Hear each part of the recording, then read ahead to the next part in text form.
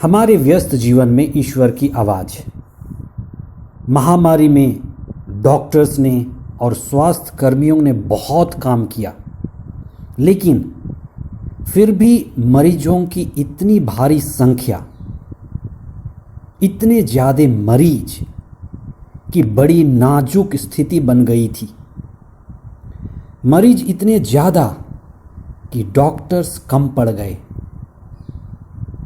ईसा के समय ईसा की नज़रों में आध्यात्मिक क्षेत्र में ईसा ने देखा, फसल तो बहुत है पर मजदूर थोड़े हैं।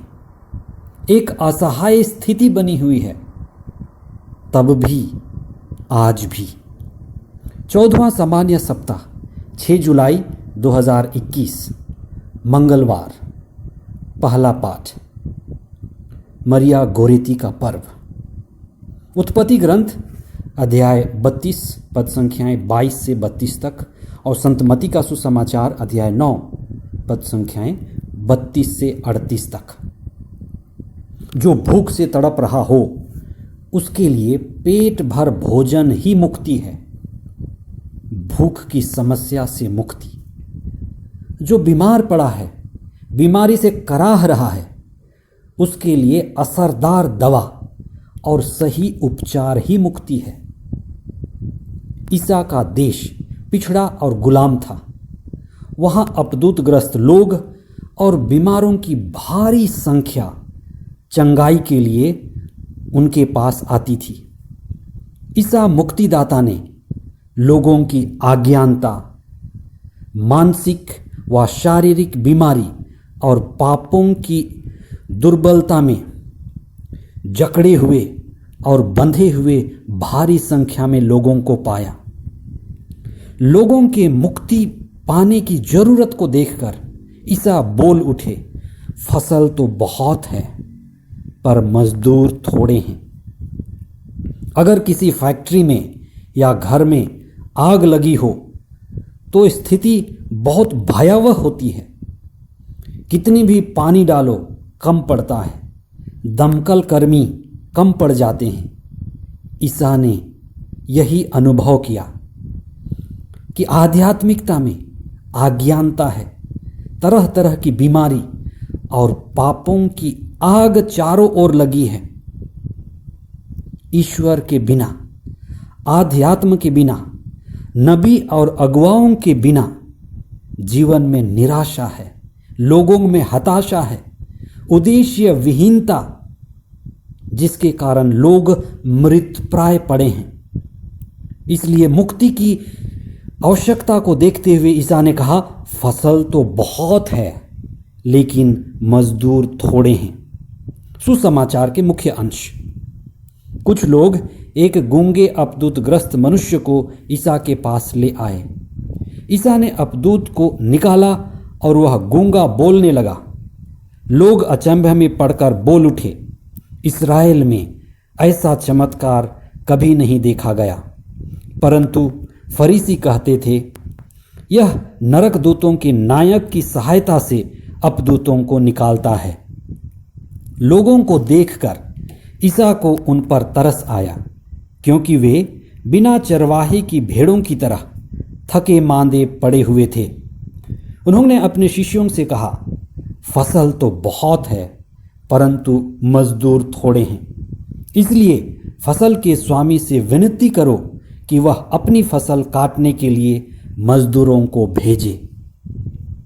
जो भी सार्थक, ऊंचा, अच्छा, श्रेष्ठ और भला कार्य करता है, उसको मार्ग में कई कठिनाइयों का सामना करना पड़ता है।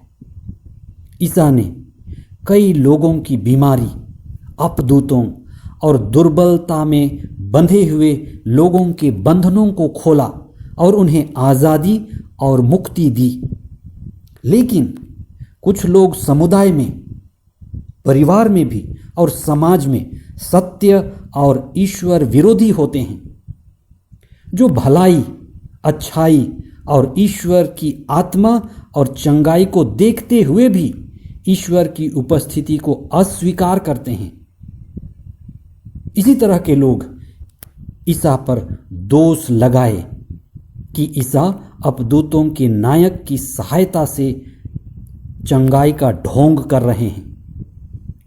जब आपको एक जरूरी ट्रेन पकड़नी है और आपके कपड़े को कील लग जाए तो आप उस कपड़े और कील पर ज़्यादा ध्यान नहीं देते, क्योंकि आपको एक जरूरी ट्रेन पकड़नी है। आप सार्थक और श्रेष्ठ काम में समर्पित हैं तो आपको छोटी छोटी बाधाएं परेशान नहीं करेंगी, वे अपने आप निकल जाएंगी। आइए हम ईसा के सच्चे मनोभाव के लिए प्रार्थना करें कि मुसीबतों के बीच अपने अच्छे कार्य को हम करते रहें और अपने सार्थक कार्य में अपना ध्यान केंद्रित करें और छोटी छोटी समस्याएं अपने आप निकल जाएंगी। प्रभु का वचन कहता है, ईश्वर चाहता है कि सभी मनुष्य मुक्ति प्राप्त करें। जिस तरह से हमारी इस महामारी में डॉक्टर्स ने मरीजों की बेकाबू भीड़ देखी, ईसा अपने समय में विभिन्न बंधनों से जकड़े हुए लोगों को देखे और मुक्ति की आवश्यकता को अनुभव किया और बोल उठे, फसल तो बहुत है पर मजदूर थोड़े हैं। हमारा जीवन एक संघर्ष है। आपका व्यक्तिगत जीवन, पारिवारिक जीवन, धर्म संघीय जीवन एक संघर्ष है। लेकिन आप याद रखें, हर संघर्ष हमें मजबूत बनाता है। हर संघर्ष हमें मजबूत बनाता है। याकूब का जीवन संघर्षों का जीवन था। संघर्षों में ही वह ईश्वर का दर्शन पाया और संघर्षों में ही उसे नया नाम मिला, नया संघर्षपूर्ण जीवन मिला और उसी संघर्ष में उसकी सफलता भी है। हमारा जीवन भी संघर्षों से भरा है, इसलिए आप संघर्षों से न डरें। हर संघर्ष आपको मजबूत बनाएगी। आप ईश्वर पर श्रद्धा और दृढ़ विश्वास बनाए रखें और लगातार प्रार्थना करें। हमारा जीवन क्रूस का जीवन है, संघर्ष ही जीवन है।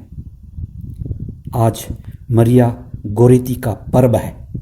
आइए उनकी मध्यस्थता से हम विशेष प्रार्थना करें।